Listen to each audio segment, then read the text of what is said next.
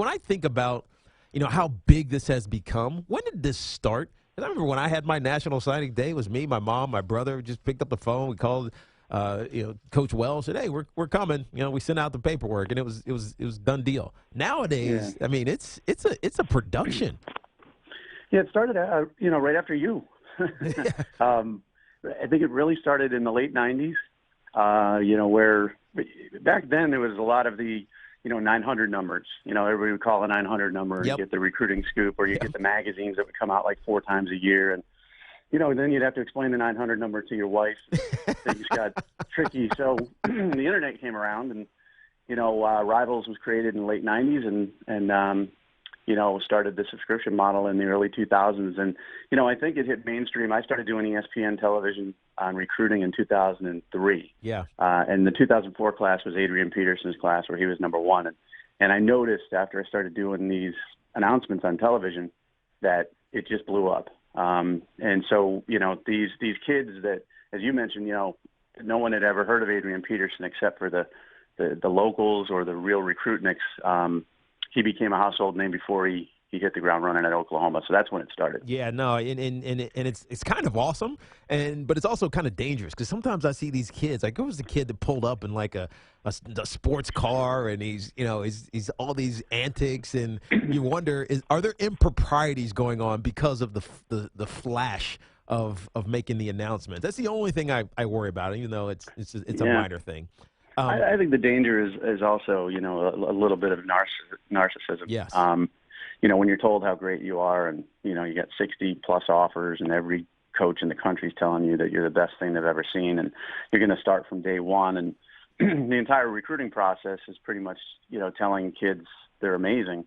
And then they get on campus and they're another freshman, and then they look around and they're like, hey, aren't you the same guy that, loved me up for 4 years? Now you're, telling me to run steps and telling me I'm third string. So I think, sometimes there's a little bit of an entitlement. Obviously, generationally, I think there's more of an entitlement these days. And I think this just adds to it. So as far as the funny business and the shenanigans, I mean, that's been, rumored to be going on forever. I'm not going to deny it happens. Yeah. We've seen things, the Miami scandal and Ohio State with Tattoo-Gate and some investigations that are currently going on now.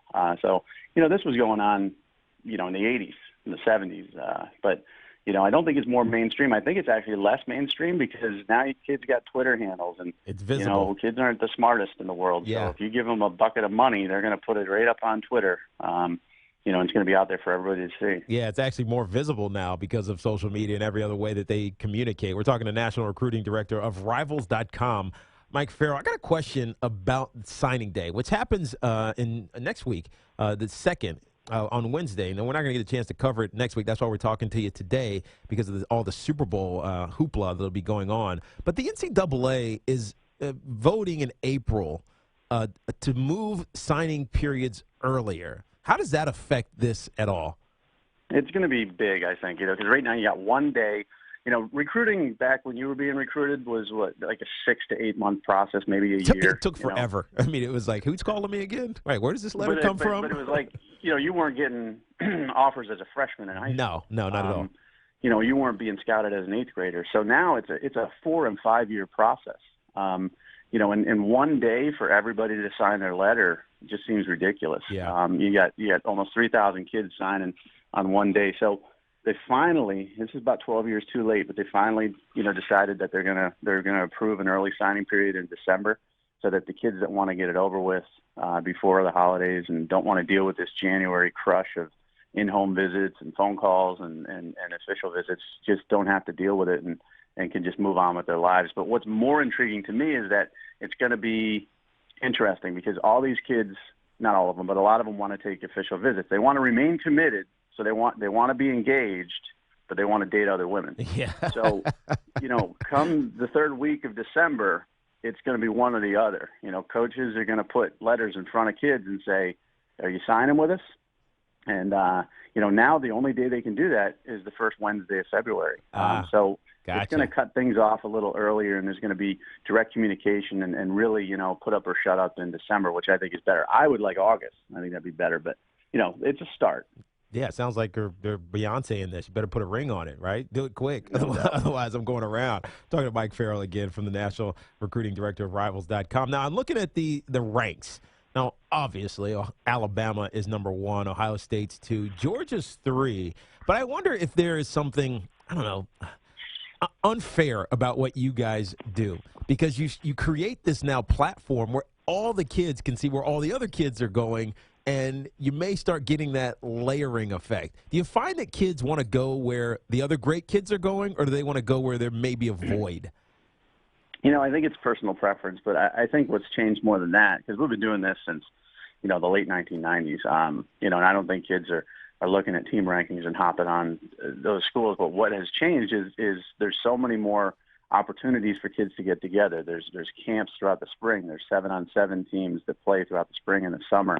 There's official visits that kids go on together. There's junior days where kids meet up. And so these kids become friendly, from roughly their sophomore year on.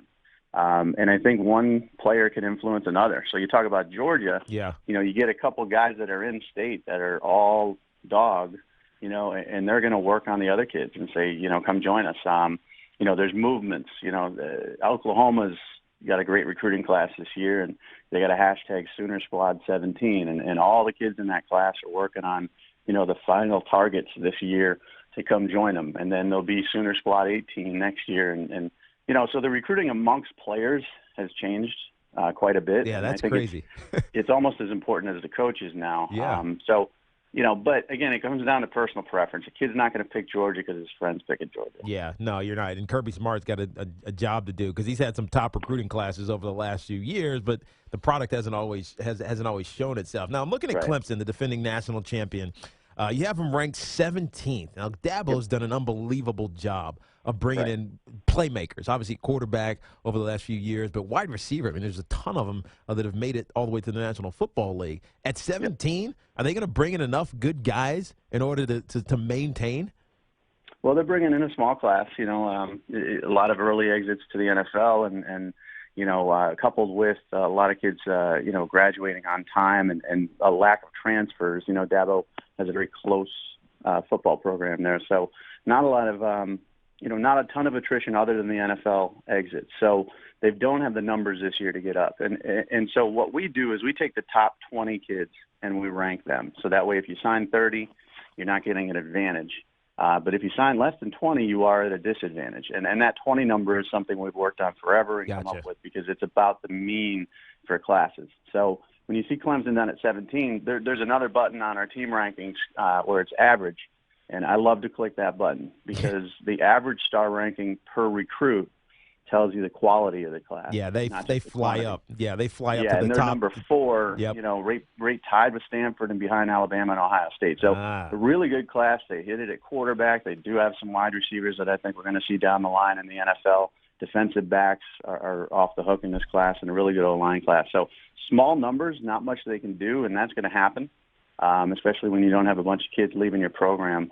But it's a great class. Yeah, that circumstance. Yeah, I think you need to put average first. It's total, 5 stars, 4 stars, 3 stars, and average. Average will really tell you the strength of the class, not necessarily the numbers. We're talking to Mike Farrell from the National Recruiting Director of Rivals.com. Now, you have a running back number 1. How do you rate these kids? Najee Harris, he's number 1. He's from, where's he from, Alabama? Where's he going? Alabama, probably. He's going to Alabama. He's from California. Yeah. Oh, California. I see that. Yeah, California.